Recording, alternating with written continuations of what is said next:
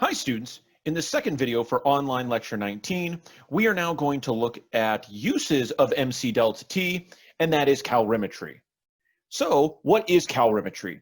This is where we are going to use a media such as water to determine temperature changes using the specific heat of water. So how do we do that? Well, let us go and look at the first law of thermodynamics in a very nice common view. The heat gained or lost by our system must equal that of our water, our calorimetry, and our reaction. So what we're looking at is that one of our species is going to be the system, the other is going to be the surroundings. So it's really important that we are able to go and do that. Now, we want to look at this system as an isolated system. We want no heat or materials to leave our calorimeter. The nice part about this is that the overall energy in our system must stay constant. This means that whatever gains it, something else inside of our system loses it. So if we have a hot piece of metal, the water is going to gain that energy or vice versa. We are using the water as the media to gain or lose energy because we know the specific heat, and using MC delta T, we are able to calculate our Q. So now you can see that the heat of our reaction in this system would be equal to the negative of the water in the calorimeter. The best way of looking at this, and you'll see in our future examples, is to figure out what species are going to lose energy and what species are going to gain energy. This is going to be important so you know which side needs the negative sign. So now you can see that our Q of our water is equal to MC delta T. Our calorimeter, we typically have C calorimeter. This is our calorimeter constant and really depends on the material that you are using for your calorimeter. As you can see here, we are going to typically use a styrofoam cup because it is a fantastic energy insulator, and styrofoam does not gain or absorb any energy. So we know any energy that we would do in a constant pressure calorimeter should hopefully go into the water. So the nice thing about this reaction is that at a constant pressure, we can say that the energy of our reaction is equal to our enthalpy because there is no work being done. So now let's go ahead and look at this example. I am going to take a lead pellet having a mass of 26.47 grams at 89.98 degrees C, and we're going to place it into 100 mils of water. Notice that the water temperature raises from 22.5 to 23.17. Now we must determine the specific heat of our lead pellet. So how do we do this? Well, as you saw in the previous explanation, this is a real-world example of the first law of thermodynamics. Species must lose energy, and species must gain this energy. So let's go ahead and look at our diagram. If I were to go and put lead metal into my calorimeter at a higher temperature, we know that that hot metal is going to lose energy because its temperature is going to decrease from 89.98 degrees C down to our equilibrium temperature of 23.17. Remember that our two species, the metal and the water, have to be at the same temperature at the end. That way we've reached thermal equilibrium and we have no more energy transferring left over. So the best way of looking at this is that the Q of our losers must be negative. This is going to be equal to the heat of our gainers. So we are going to have a negative Q of our losers, which we now need to figure out what our loser is and what species is gaining it. Well, we know based off of this diagram, the energy from our lead is going to radiate out into our water, and using the specific heat of water, we are going to see our temperature increase. So our loser in this case is going to be our lead. So we're having negative Q And I will put PB here to let us know that it is the lead. What is going to be our gainer? Well, that is going to be our water. So we will have H2O. So now that we've done that, we need to use MC delta T to determine both sides of our equality. So what I'm able to do is say that the negative M specific heat of our lead times our temperature change of lead is going to be equal to our positive MC delta T of our water. So what are we actually solving for is our C of our lead. So let us go ahead and rearrange our equality to get what we need to solve for.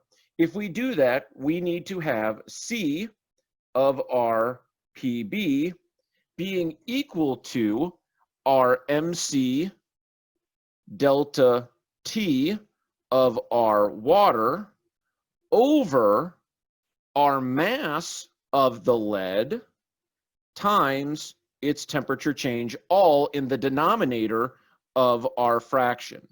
But the important thing is that you need to take the negative from your original left side and place it in the bottom in your denominator. So now what we need to do is go and determine all of these values. So we have C of PB is equal to, let's go ahead and get everything for our numerator. So that is going to be 100 mils of water. Using the density of water, that is going to be 100 grams of our water. Our specific heat of water is 4.184 joules per gram degree C. And then finally, we need to get the temperature change. Remember, that is final minus initial. So that is going to be 23.17 degrees C minus our 22.50 degrees C. So for our water, notice that our temperature increased. This means that this is going to gain the energy. So then finally, in our denominator, we're going to have our negative coming from our equality before. Now I need the mass of my lead, so that would be 26.47 grams. And now I need to get the temperature change for my lead. So that is going to be my final, which is 23.17. Remember, they should have the same final temperature. But the initial of my lead was going to be my 89.98 degrees C.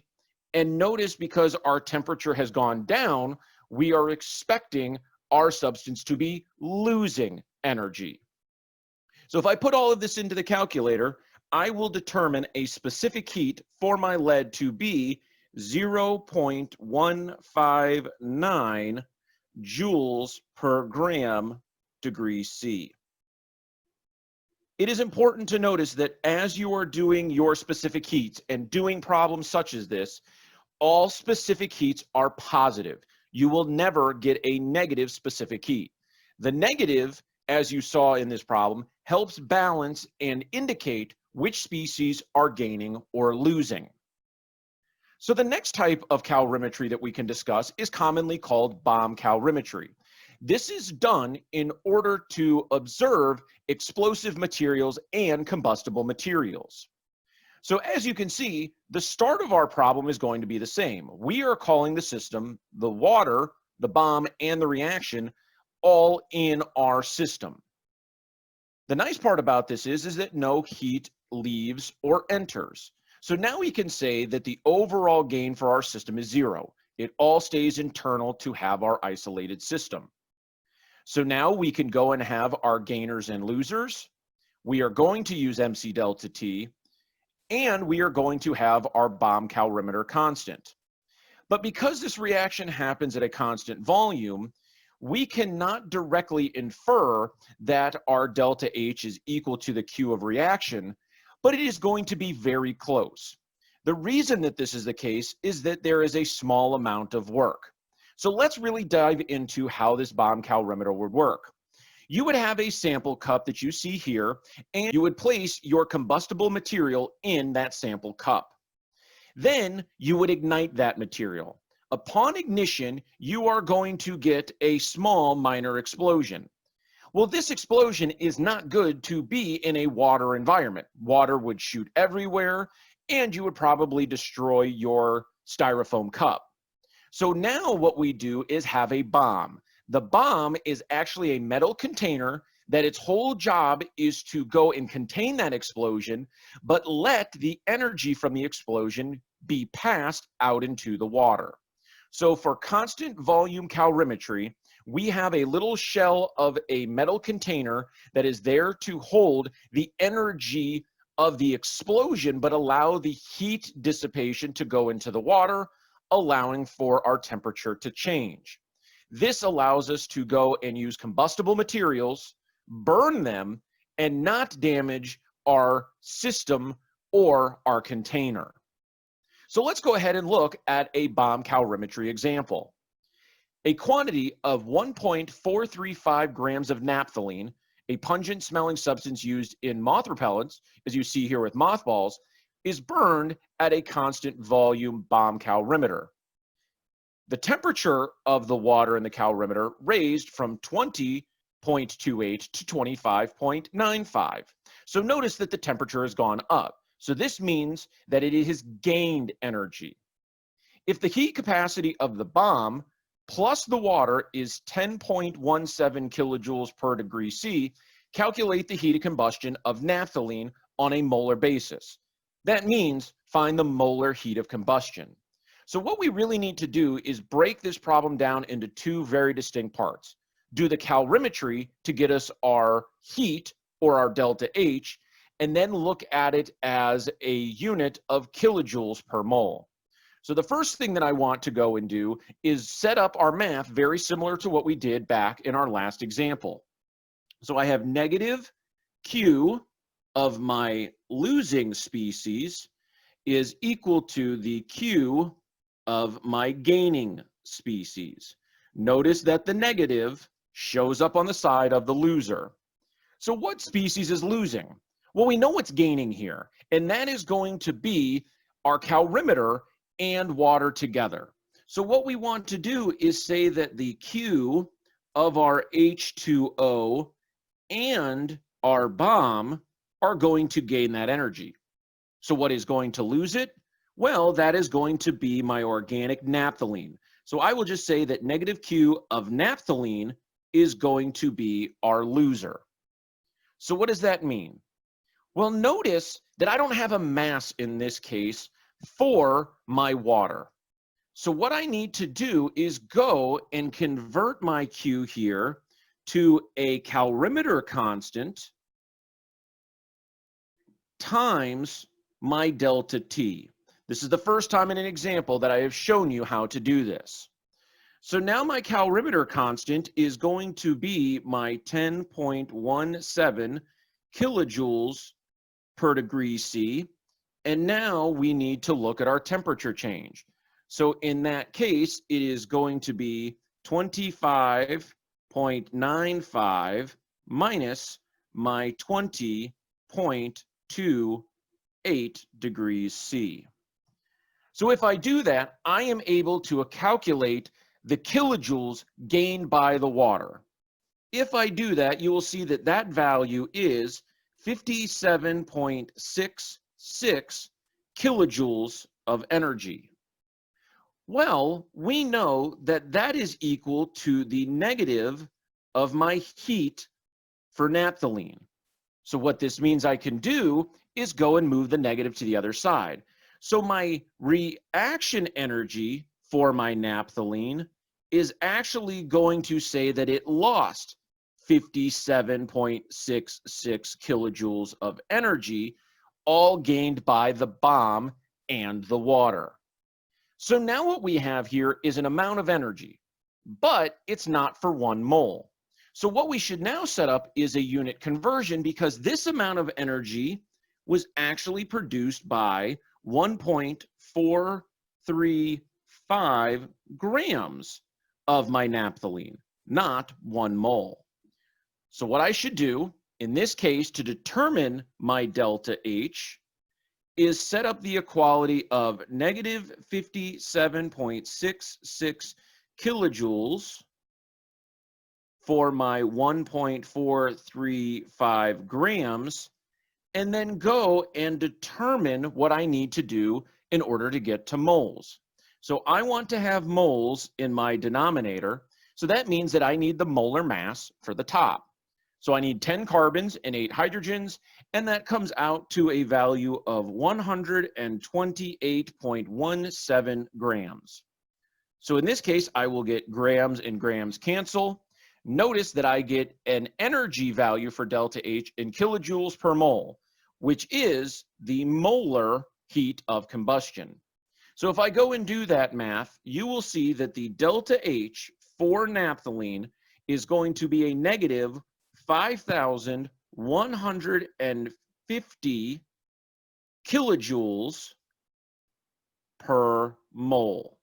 So now you can see the power of our bomb calorimeter. I was able to put in a combustible material, burn it, and be able to determine the energy released by that combustible material by the energy that it passes on to the bomb and to our water. In this video, you saw two important problem types for thermodynamics, and that is our constant pressure calorimetry, in which we are able to use a styrofoam cup and show us what species are gaining and which ones are losing. And then you are able to see the constant volume calorimeter, also known as the bomb calorimeter, in which we were able to go and use combustible materials to try and determine and see how much energy is being released upon their combustion. This is a very important problem type that you should be able to know how to do, and you should be practicing often. Have a great day.